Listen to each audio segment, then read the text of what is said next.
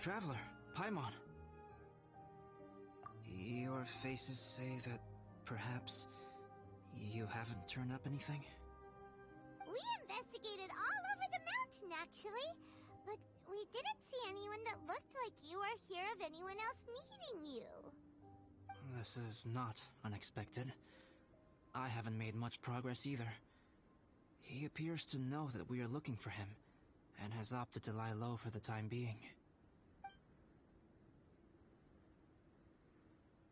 Still, there is one thing I found. I discovered footprints on some parts of the mountain, and although they were a little covered by the snow, I could tell they'd been left by someone of a similar size to myself. The footprints were quite numerous, so I believe my next step will be to rule out each of the adventurers active on Dragonspine, one by one. We can help with that. We have plenty of contact with the adventurers. So now we...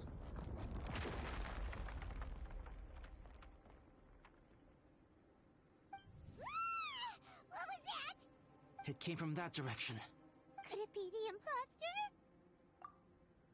Yes, let's hurry.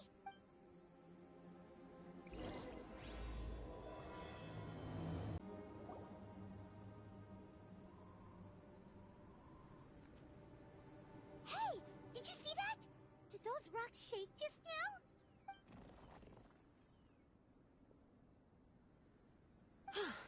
That was most unfortunate. What are you guys doing here? I have to agree. We've been wandering this area for days. We ran into Pallet earlier. You know, the, kind of a reckless sort of guy. You know the one? Anyway, he said he was unlucky, so I gave him some adventuring survival tips. After that, he disappeared to rejoin the training camp. Wait. Are you saying that after all this time you still haven't made it back to the base camp? Well, as you can see... It was nothing really. We just hit a few landslides and snowdrifts and took a few downhill tumbles. You know the deal. They sound like unforgettable life events to me. Anyway, you're correct. We haven't made it to the base camp yet. We have had extraordinarily poor luck over the last few days. Almost as if a sinister force has been trying to thwart our every move. Fortunately, I made advance arrangements for Gerald to remain in a safe location and conduct some basic physical training exercises.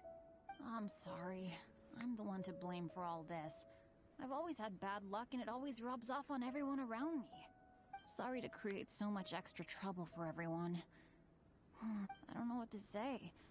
Maybe this is the awesome power of fate. I agree. Yep, we're just used to it now. Besides, it's not like we have the most amazing luck ourselves. Really? I think you guys have way better luck than I do. Well, what can we do about that? You're welcome to a bit of mine too.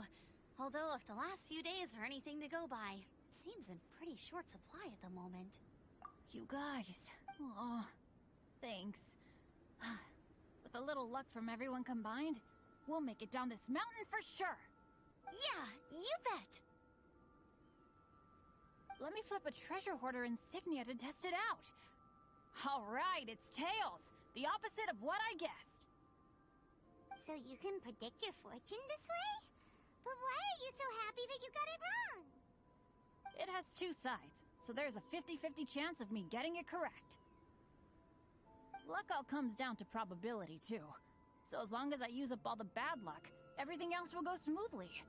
Guessing wrong when I flip an insignia is one way to use up some of the bad luck. So the probability of having some good luck in the near future just got a little higher.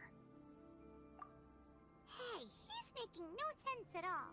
Why aren't you calling him out? Guys, I guessed wrong in my insignia flip, which means we should be able to make it back to camp. Let me try. It's this way, right?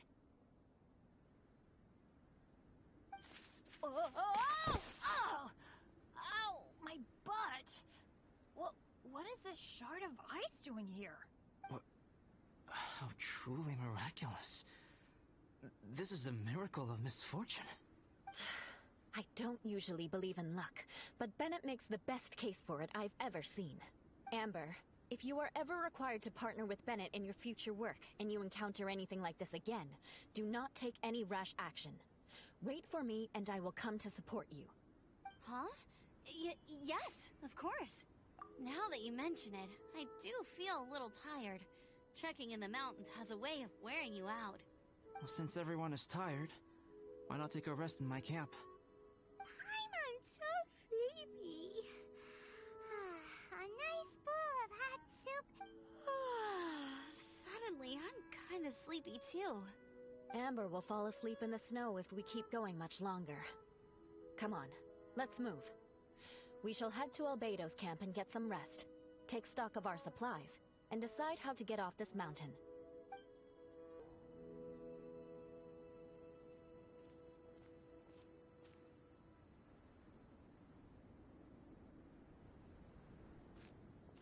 Here we are. Make yourselves comfortable. Oh, I forgot I don't have that many chairs. Please wait a moment. What's he doing? Painting? He is. He's painting a chair. Wait, alchemy can turn paintings into objects?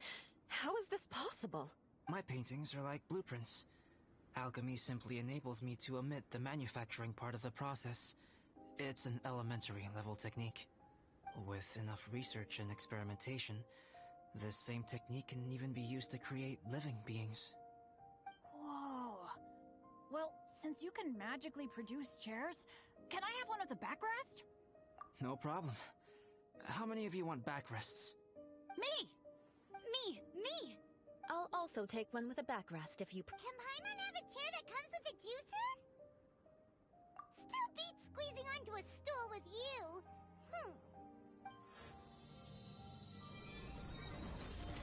Cool, we have chairs now. This is so comfortable. Makes me want to stay the night here. You're very welcome to stay overnight if you wish. There's still some time before dinner. Get some rest, everyone. I'll tend the stove. Hey now, we can't be letting you do all the work. I can help. Please, put me to work.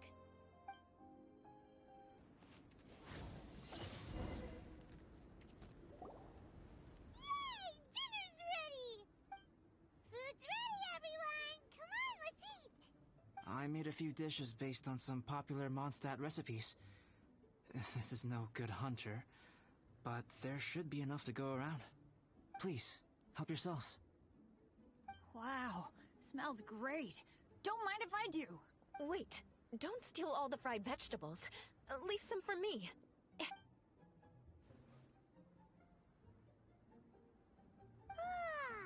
Paimon's full.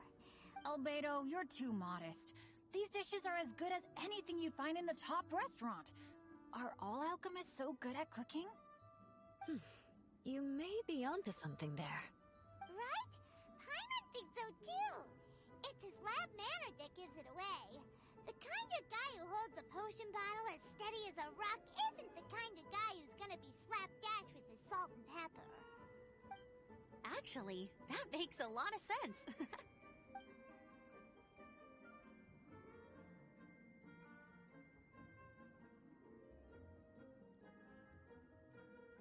I'm so sleepy after all that food. Did Bennett fall asleep sitting up? He must be totally wiped out. The way he's sleeping is so... alert. I'm impressed. He seems to be in a deep sleep. Ooh, Paimon wonders if he sleep talks. Oh, no, Dad, no apples for me. I want sticky honey roast and fisherman's toast. Sticky honey roast. That's your favorite, isn't it, Amber? Sure is. Give me a sticky honey roast from Good Hunter any day. I used to take Eula to Good Hunter a lot back when we first met. Before long, Sarah would start cooking our usual orders as soon as she saw us coming. She said we ordered the same thing so often that it was practically muscle memory by that point. She also said that if everyone in Mondstadt ordered like we do, her job would be so much easier. All she'd have to do is memorize everyone's favorites. Always eating together. Aww, it's nice that you two are so close. The Traveler and Paimon always eat together too. It's a sure sign of true friendship. Two people simply sharing a meal says nothing either way about the relationship between them. That depends if it's a one-off meal or a regular occurrence. Aha! Paimon just noticed something. Whenever Eula doesn't want to admit to something, she raises her chin or puts her hands on her hips. Ah, you've all picked up on that. Didn't know Eula's tells were so easy to spot. We are done here, yes? I am free to go, am I not? Then please excuse me. I have a frozen lake I need to be at. You're going for an ice bath at this time of night? Wait up! Don't go— I thought you wanted to get some sleep. So maybe you should stay here and rest. No, I should come with you. It's late, and it's dark, and you're not good with directions like I am. Come on, let's go together.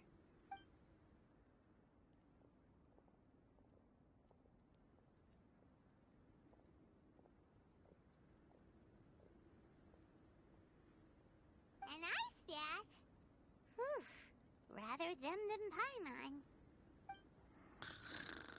So much roast meat. Oh, hey, Dad. I'm doing all right.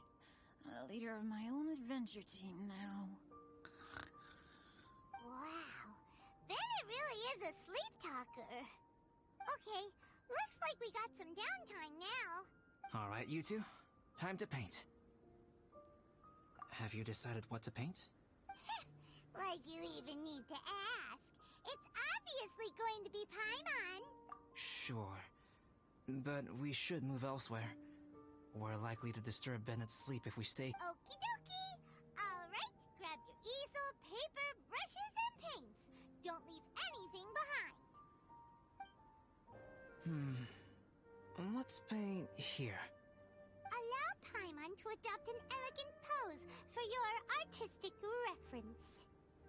Hey, what's that look for?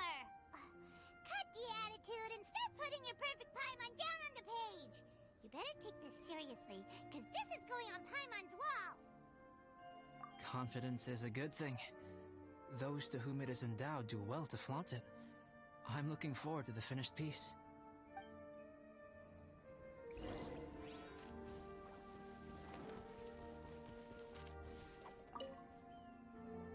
Alright, let's start with the head. Now, in your mind's eye, what is written on Paimon's face? Huh? Is that how Paimon really looks to you? Okay, forget it. We can come back to that. Let's move on to the body. Come on, paint what you see when you look at Paimon. Paimon's starting to feel like this is not going to turn out so great. Now Paimon's getting nervous. Let me see. Let Paimon see. What is this? Why you... How could... Paimon is lost for words.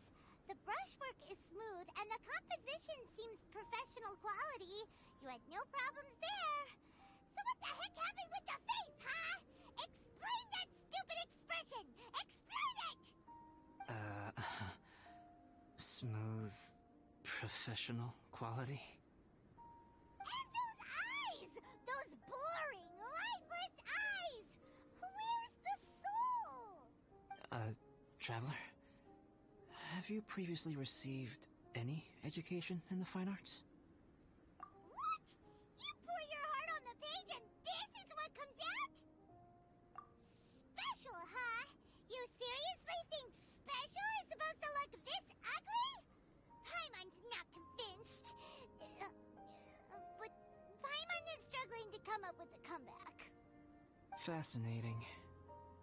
Paimon, if this is not to your liking, I can make a few amendments. Traveler, what do you think?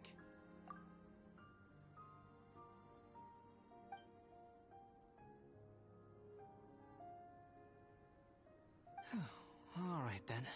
Paimon, is this better? It's a total ground-up overhaul, that's what it is! It's so pretty! Is that really what Paimon looks like? Adding flourish to the finished piece is an essential component of what makes art... art. This is not to say that you differ from the painting on a fundamental level, rather that the real you and the you in the painting present two different styles of beauty. You remain the core reference point for the painting. So, Paimon, you can put your misgivings aside and hang this painting wherever you like. Wow! Thanks, Albedo. Oh, I merely added a flourish here and there. You should be thanking the traveler. In truth, ground-up overhaul is more or less an accurate description. The more Paimon looks at it, the more she likes it. Great! Paimon has a portrait painting! Paimon's gonna show this off to everyone! It's nothing. I can paint you next time, if you'd like. You can hang it in your home as a souvenir. I rarely entertain so many guests at my camp. It's lively. A little noisy, even. But I don't dislike it. Liveliness is a rare thing here on Dragonspine.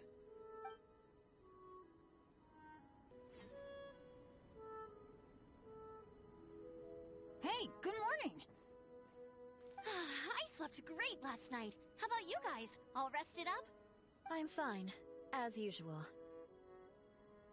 The path down the mountain is easier to follow in the daylight. Let's take this chance to head down to the base camp. Let's go! If we make good time, maybe we can all get lunch together.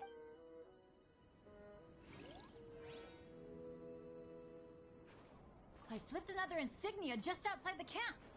Wrong again! So your bad luck is all used up. We'll be down the mountain in no time. Yeah, my thoughts exactly. Today's the day.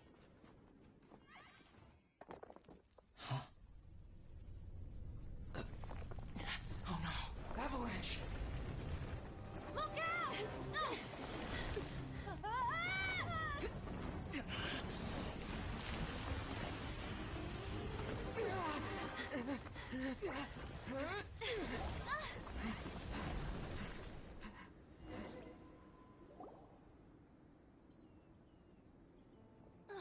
Traveler, Paimon, are you all right? Are you hurt? Paimon's fine. That's good. My arm got a little scratched up, but it's nothing serious. I'm okay, but I don't see the other two. I'm afraid the avalanche may have pushed them off the cliff. They fell down? They'll be okay though, right? I think they're both robust enough to survive the fall. But if the falling debris knocked them unconscious, and they're lying there in the freezing cold, we have to get down there and rescue them, immediately. Okay, let's move.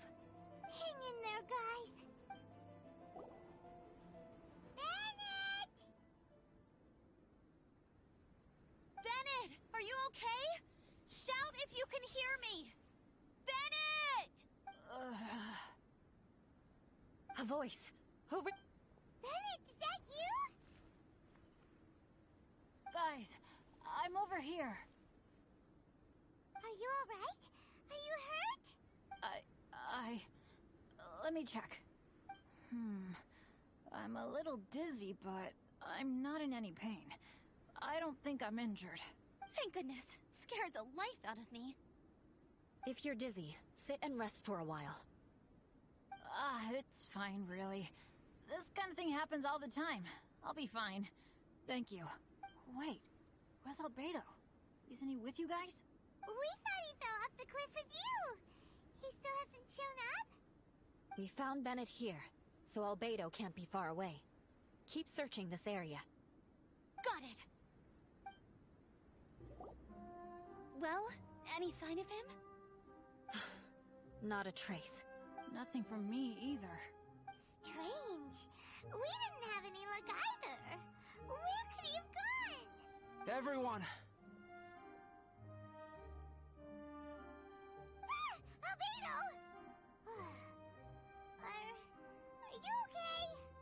Nothing serious. Okay, everyone accounted for. Guys, I think it's gotta be because of me. The avalanche only happened because I'm here. I guess flipping a treasure hoarder insignia isn't gonna change my luck after all. No wonder no one wants to go adventuring with me. I'm so sorry. Don't say that. I'm hardly the lucky type myself, so I'm not about to go blaming every little thing that goes wrong on you. Exactly. Besides, Dragonspine is a dangerous place. Avalanches literally come with the territory. Bad luck has nothing to do with it, okay? Traveler, what's wrong? Your face looks... Oh no, did you get hit on the head? Here. Everyone, the incident is behind us now. We should keep moving. Why do I feel that Dragonspine has become more dangerous than it used to be? I hope it's just my imagination. Our top priority now is to get off the mountain and regroup with the adventurers. Whatever further dangers this mountain has to throw at us, we must face them together. Agreed. Guys, keep your eyes peeled and watch your step. Careful does it. Whew. We've been heading in the right direction for a good length of time now. We must be getting close. I can feel it. Victory is in sight! Hooray! As soon as we get to base camp, Paimon wants a bowl of hot soup and some barbecued meat. I hope we can all get there safely. No more incidents, please.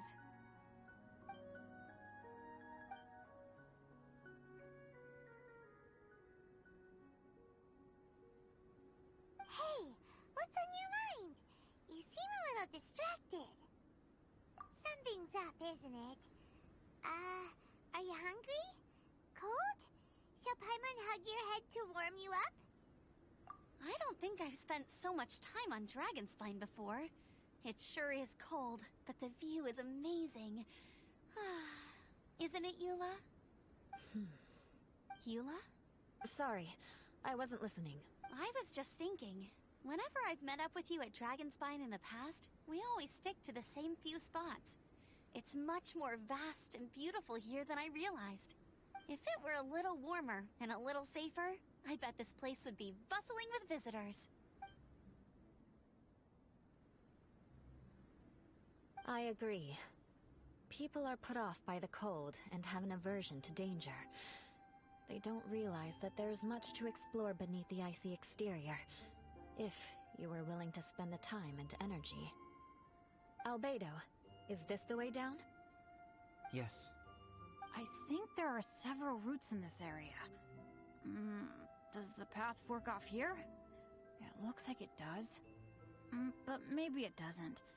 My head's still a little fuzzy from the impact. I'm kinda dizzy too.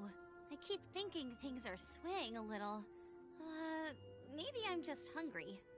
Either path will work for us. The smaller trail is less worn and harder to see, but it's also shorter. So follow me.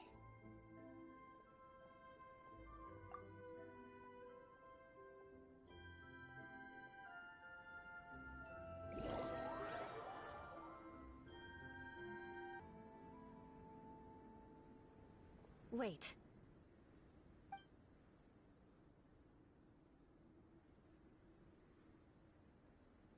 Bennett and Amber don't look well.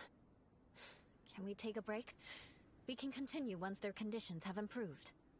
Ugh. Now that you mention it. Huh? You hit your head earlier, didn't you? Oh, you noticed. Are you sure it's worth holding everyone up over a little thing like this? No problem at all! Health and safety always come first! Okay. Sorry for this. Thank you. Yeah. Thank you.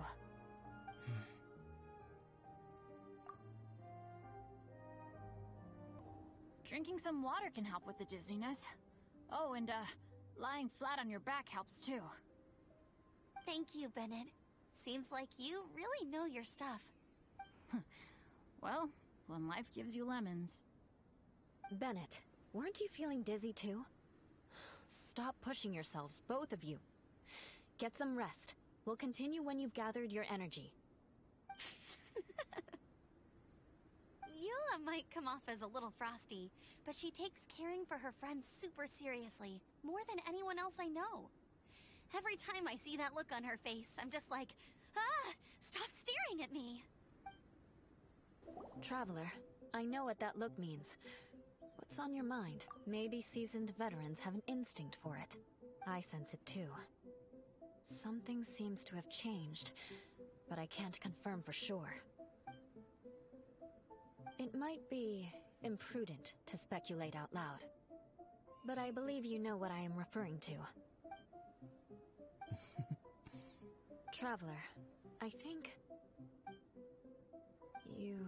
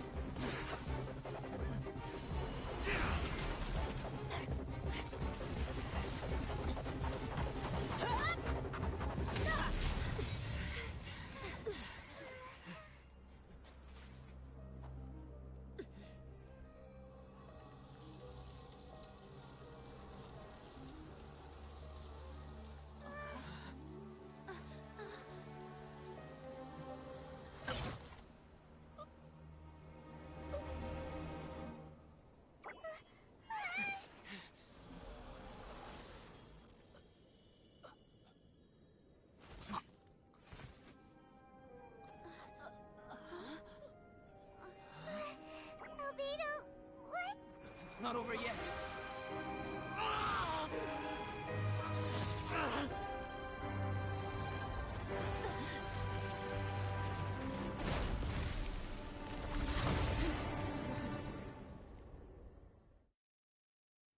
Brace yourselves. This'll be a challenge. Stay back! I'm going to cut this weed down to size! What in the world was that thing? One moment it was human, the next it was a plant! Is everyone alright? We're fine, but can you please tell us what's going on? I don't understand. I take it this monster is whom I had the pleasure of meeting last time. Correct. As you might have guessed, this is a mutated whopper flower. An extremely rare kind. But can whopper flowers turn into humans? Not typically. But conditions on Dragonspine are far from typical. Perhaps the dragon's blood seeped into the land, then was passed to the monsters via the ley lines, accelerating their rate of mutation. How could that happen? This mountain is home to the remains of Durin, the venomous dragon. If there is anywhere in the world one might expect life to do unfathomable things, it would most likely be here. Durin was an artificially created life form. Its existence is nothing short of a miracle, and proof of countless possibilities. In other words, this mountain we stand on is a cradle of life's profoundest mysteries. The avalanche. It must have been the work of this imposter. Agreed. All the other troubles you faced on the way down could also have been its handiwork. My guess is that it was targeting everyone that I've had contact with. Right, I forgot all about that. It's not inconceivable. But what was its purpose? Was it just trying to get rid of us? I have a preliminary hypothesis on this. Whopper flowers are masters of mimicry, and those we encounter in the wild often appear in the vicinity of the plants they impersonate. In other words, the whopper flower likely has an instinct to replicate and replace. As a plant, it will disguise itself as another plant and infiltrate the group, hiding among them for cover. The plant being imitated has no way to detect or fight back against this behavior. But when it disguises itself as a human... It wanted to replace you and infiltrate our group? Yes. Maybe it created the avalanche to get rid of us. I predicted this eventuality, so I availed myself of the avalanche to hide and lure it out. It was watching us the whole time, and when it saw that I had disappeared, its instinct was to take my place. At that point, its disguise was complete, and its next move was to hunt its prey. Yes, that's exactly how whopper flowers operate.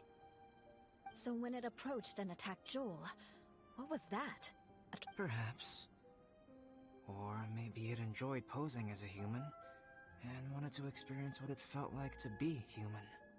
We're fortunate to have discovered it in time. I think the Traveler was the first person other than Albedo to notice something was wrong. Traveler, how could you tell the real me and my imposter apart? I want to know too. I had no idea the other guy was an imposter. They looked exactly the same to me. I see.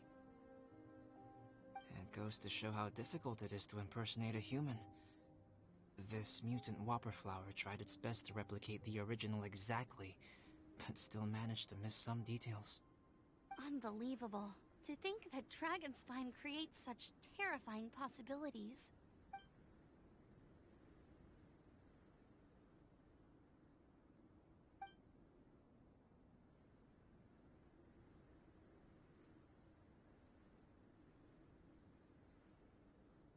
Anyway, at least we won in the end. It looks like my method did work after all. I used up all the bad luck, and the good luck finally came through. About that. If you're referring to having fallen down the mountain and avoided injury, well, that's because I was secretly protecting you. Huh? Well, that still counts as good luck to me.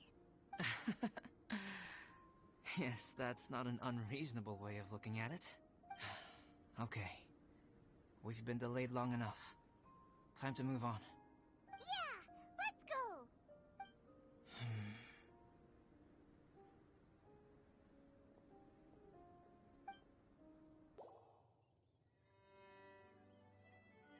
Woohoo! I'm back! Cyrus doesn't seem to be here. He must have headed up the mountain. Let's wait for him here. Amber, are you feeling better? Yep, all good now. Nothing to worry about. I don't know what I'd do without you guys. If not for you, I'd probably still be locked up in that cage. I really want to thank you all properly, but I can't think how at the moment. Huh? You must be pretty used to being on the receiving end of people's kindness by now, though, surely. You probably need it often enough, given your... situation. Come on, don't put it like that. Sure, plenty of people have shown me kindness before, but that doesn't mean I will ever take it for granted. No matter how many times people help me out in life, I will never forget any of them. Well, instead of repaying those who helped you, perhaps you could help others yourself. Everyone meets others in need from time to time. By choosing to be there for them, you're passing the kindness you received on to others. Yep, you're right. That's what I've always tried to do, and will always continue to do. Right. And when Cyrus gets back, I'll find some way to help him out too. This has been quite an eventful day. Yeah, it has. It's really hit me how tired I am now that I've started to relax. I need to rest. Everyone, please excuse me for a while. Yeah, I need to get some water and maybe a piece of fruit. Once I'm rested up, I need to get back to being an instructor again. Well, it looks like the curse of the mountaineers who couldn't get off the mountain is finally broken. Feels like an action-packed chapter has come to a close. Shall we find somewhere to rest and chat too? Why not? Then, please, come with me. You sensed something too, didn't you? Then let's go. Huh? Are you going back to your camp again? Paimon thought maybe we could talk here. Okay. Good. Shall we set off right away?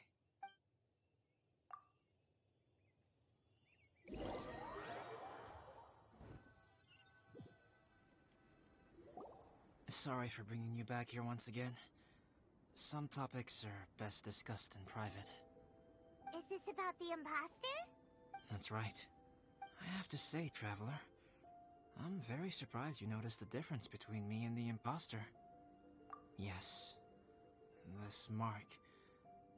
Perhaps it's where it all began. Ooh, sounds like the beginning of a big story. Keep going. Well, I can't deny that what I'm about to say does sound like something from a children's storybook. So, what do you think this diamond-shaped mark means? A tattoo? A crest? Something else? No. Consider it a birthmark. Have you ever seen an intricate glass ornament and wondered how it was made? Well, one method for crafting with glass is a technique known as glass blowing. Glass blowing is not a widely known art in Teyvat. For this reason, glassware made in this way is usually very expensive. As the name implies, glass blowing involves blowing air into a hole, much like blowing up a balloon. This type of glassware is known for having a pontal mark at the point where the blowpipe was inserted, where the hole was sealed at the very end. This mark is a sign that the item was crafted by a human hand. Sounds kind of amazing. It is a wondrous and beautiful art form. Alice says that these marks are seen as proof of the maker's fine handiwork, the only flaw in an otherwise perfect work of art. My mark is something similar to this. The difference between synthetic and natural life lies in the directional flow of the life force. The energy of a natural life form flows out from within. That's why flower buds bloom and curled leaves unfold. And it's the very reason we watch and wonder at blossoming flowers. Creating life artificially, on the other hand, involves, to a certain extent, the introduction of an external source of energy into the embryonic life form. When the hole where the life force was infused is sealed at the end, it leaves a mark not dissimilar to the pontal mark in blown glasswares. The alchemical substance drips and spreads out in all directions, resulting in this rather ingenious diamond shape. Wow! So that's where it came from. This mark is a sign of my artificial origins, and proof of my imperfection as a human. I presume that the imposter intentionally avoided replicating this mark, so as not to become less than perfect himself. You are fundamentally different from other people. I have few qualms about sharing my secrets with you. Just as Paimon said, it all sounds like a story. Even if you were to tell anyone else, they would regard it as nothing more than a tall tale. The transcendent and miraculous are not the only things to which human beings aspire. They pursue the everyday, the ordinary, to a far greater extent than I would have ever imagined. People like to believe that those who are thoroughly different from themselves could only ever exist in stories. It makes things much easier. Or, in other words, all of the unfathomable things we've seen recently would make good material for a novel. I have friends who write novels. If they wrote this story, it'd probably be even more complex. Making up stories is easy. Even Paimon can do that. Oh. I didn't know you had that kind of talent. Paimon's the best guide in Teyvat. Making up stories is a piece of cake. In that case, how about we have a storytelling contest? We can base our stories on the events of the last few days. Sounds great. But we still have to help out the Adventurers Guild. I understand. Creativity is something that cannot be rushed. Take your time, and come back when you have found some inspiration. We'll see whose story is more compelling. Deal! Okay, we'll regroup with the Adventurers Guild for now. Sure.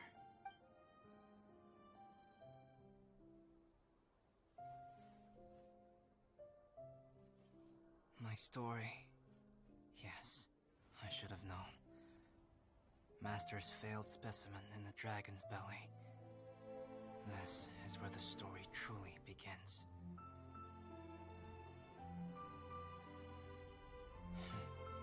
If we switched places, if you were the survivor, then as the abandoned experiment, the failure of the primordial human project, I'd want to replace you too.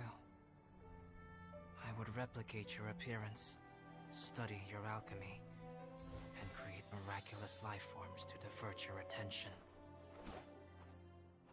I would wait for the right moment, then dispose of you and the Traveler, the sole person to have known your secret. And then, I could finally experience the joy of being brought into the world.